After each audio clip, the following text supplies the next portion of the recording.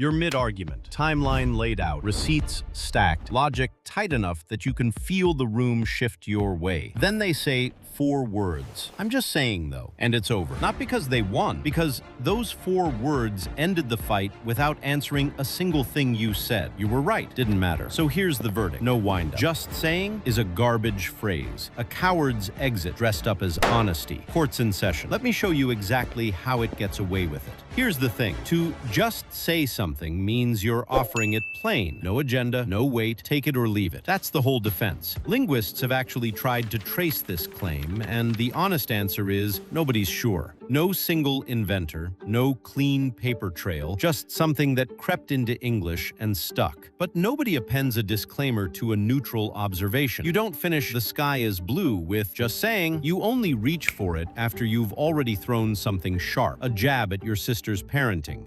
Your ex was actually the problem.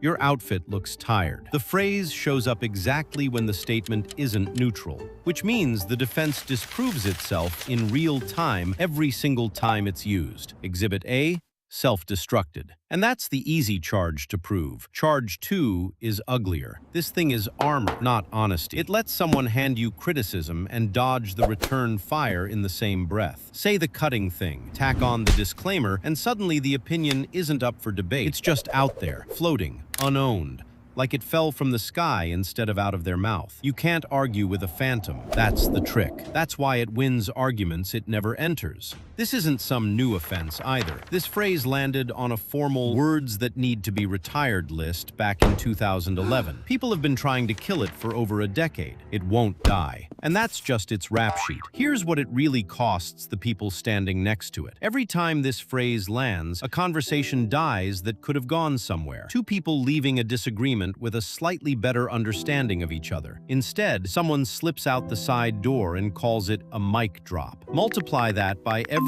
group chat and every Thanksgiving table in the country, and you get families circling the same fight every year because nobody's ever had to defend a position. And look, if you're the one it's used on, you're left holding an insult with no one attached to it. You replay it at 1 a.m. with nobody to argue with because they already told you it wasn't an argument. You can't hold a person accountable for an opinion they've preemptively disowned. That's the real cost. Not to the room, to you specifically, standing there with a rebuttal nobody will hear. Here's the thing the defense always tries. What if nobody even asks? Isn't just saying just permission to speak freely? A way to offer an opinion without being pushy about it. Objection overruled. You already spoke. The words are out there, landed, doing damage or making a point. Nobody needs a permission slip for an opinion they've already stated out loud. What they need is a disclaimer that softens the landing when the opinion turns out to be unwelcome. That's not freedom. That's an escape hatch, installed in advance in case the getaway is needed. So here's the idealistic version. What if we just owned it? Said the thing, sat in the discomfort, let it get debated, defended, maybe even revised. That's how a conversation turns into actual growth instead of an exit wound. Try it for a week. Cut the phrase, keep the opinion. See what happens when you have to stand behind what you say. Tell me how it goes in the comments. Or don't.